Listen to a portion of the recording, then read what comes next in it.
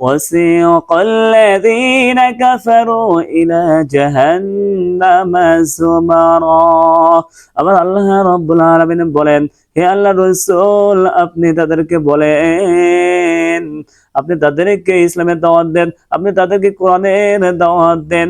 যখন তাদের সামনে বলা হবে যে তোমাদের সামনে কি কোনো পয়গম্বর আসে নাই, তোমাদের কাছে কি কোনো পয়গম্বর আসে নাই, তোমাদের কাছে কি কোনো নবী আসে নাই যা তোমাদেরকে কোরআনের কথা বলবে, আল্লাহর কথা আবৃত্তি করে তোমাদেরকে শোনাবে, যখন ওই লোকগুলো যখন তারা বলবে যে হ্যাঁ আমাদের সামনে তারা এসেছিল, আমাদেরকে কোরআনের দাওয়াত দিয়েছিল, তখন আমরা তাদের কথা শুনি নাই, তখন আমরা তাদের কথা বুঝি নাই। যখন বলবে হ্যাঁ আমাদেরকে দাওয়াত দিয়েছিল, বলার সঙ্গে সঙ্গে তাদেরকে জাহান্নামের মধ্যে নিক্ষেপ করা হবে। হাদিসের মধ্যে এসেছে আল্লাহ রাসূল সাল্লাল্লাহু আলাইহি ওয়াসাল্লাম বলেন, যখন জাহান্নামের আগুনকে যখন 1000 বছর যখন তাপ দেওয়া হবে, তাপ দেওয়ার পরে যখন লাল বর্ণ হয়ে যাবে, এরপর আবার যখন 1000 বছর যখন তাপ দেওয়া হবে, তাপ দেওয়ার পর সেটা সাদা বর্ণ হয়ে যাবে। এরপর আবার যখন 1000 বছরে যখন তাপ দেওয়া হবে, তখন কালা অন্ধকার বিচ্ছিন্ন হয়ে যাবে। হাদিসের মধ্যে এসেছে আল্লাহ রাসূল সাল্লাল্লাহু আলাইহি ওয়াসাল্লাম বলেন, জাহান্নামের মধ্যে সর্বনিম্ন যে আযাব হবে, আল্লাহ রাসূল সাল্লাল্লাহু আলাইহি ওয়াসাল্লাম এর চাচা আবু তালেব, হাদিসের মধ্যে এসেছে তাকে জাহান্নামের মধ্যে জাহান্নামের যে আগুনের জুতা তাকে পুড়িয়ে দেওয়া হবে। পুড়িয়ে দেওয়ার পর তার মাথার মগজটা টকবক করতে থাকবে। আরো হাদিসের মধ্যে এসেছে আল্লাহ রাসূল সাল্লাল্লাহু আলাইহি ওয়াসাল্লাম বলেন, জাহান্নামী ব্যক্তিদেরকে এমন ভাবে শাস্তি দেওয়া হবে, এমন ভাবে শাস্তি দেওয়া হবে যে যেমন আমরা দুনিয়ার মধ্যে চলার জন্য থাকার জন্য যেমন খাট ব্যবহার করি, আর জাহান্নামী ব্যক্তিদেরকে এমন খাট প্রদান করা হবে, সেটা হলো জাহান্নামের অর্থাৎ আগুনের খাট তাকে দেওয়া হবে।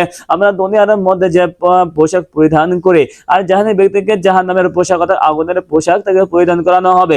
এমনকি আমরা দুনিয়ার মধ্যে আমরা যে ল্যাপ তোশক বালিশ ব্যবহার করে থাকি, আর জাহান্নামী ব্যক্তিকে তাকে আগুনের ল্যাপ তোশক তাকে দেওয়া হবে, যেন তার শাস্তিটা একটু বেশি হয়। যেমন হাদিসের মধ্যে আরো এসেছে আল্লাহ রাসূল সাল্লাল্লাহু আলাইহি ওয়াসাল্লাম তিনি বলেন, আমরা দুনিয়ার মধ্যে একটু পানি যখন গরম করার পরে পানিটা যখন টকবক করতে থাকে, যখন ফুটতে থাকে, ওই রকম পানির মধ্যে যদি আমার আপনার হাত দেওয়া হয়, হাতটা পুড়ে শেষ হয়ে যাবে।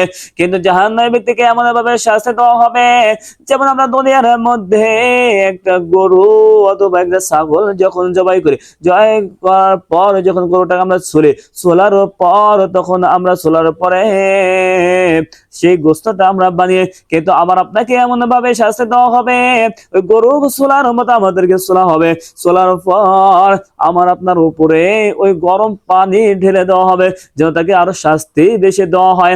আরো হাদিসের মধ্যে এসেছে আল্লাহ রাসূল সাল্লাল্লাহু আলাইহি ওয়াসাল্লাম বলেন, জাহান্নামী ব্যক্তিদেরকে এমন খাবার প্রদান করা হবে, এমন জিনিস প্রদান করা হবে যে আমরা দুনিয়ার মধ্যে কোনো অজগর সাপ যদি দেখি, সেই সাপটা দেখলে আমরা ভয়ে আতঙ্ক হয়ে যাই, আমরা ভয়ে পালিয়ে যাই।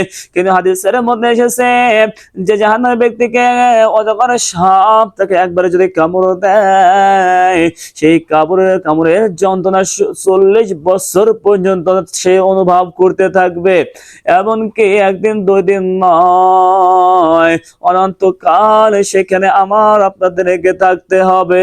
কথা বলেন ঠিক কিনা? হাদিসের মধ্যে আরো এসেছে আল্লাহ রাসূল সাল্লাল্লাহু আলাইহি ওয়াসাল্লাম বলেন, জাহান্নামী ব্যক্তিদেরকে এমন জিনিসগুলো খাওয়ানো হবে, অর্থাৎ জাহান্নামী ব্যক্তিদেরকে পোষ খাওয়ানো হবে। আর সেই পোষটা হলো, আরেকটি হাদিসের মধ্যে এসেছে আল্লাহ রাব্বুল আলামিন ওয়াদা করে যে আমরা দুনিয়ার মধ্যে আমরা অনেকেই নেশা করি এই নেশা করার কারণে আল্লাহ রাব্বুল আলামিন ওই নেশাকারীদের জন্য এমন একটা খাবার প্রদান করা হবে, তানাতুল খাবার তাদেরকে প্রদান করা হবে।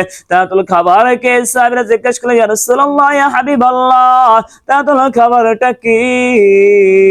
তখন আল্লাহ রাসূল সাল্লাল্লাহু আলাইহি ওয়াসাল্লাম বললেন, তানাতুল খাবার হলো জাহান্নামীদেরকে পোষ খাওয়ানো হবে। কথা বলেন ঠিক কিনা?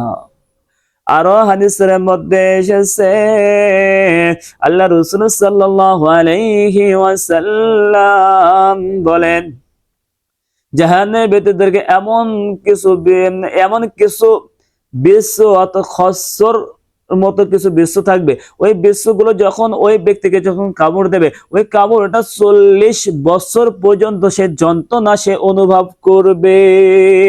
আরো হাদিসের মধ্যে এসেছে আল্লাহ রাসূল সাল্লাল্লাহু আলাইহি ওয়াসাল্লাম বলেন, দুনিয়ার মধ্যে এমন কিছু মানুষ আছে যারা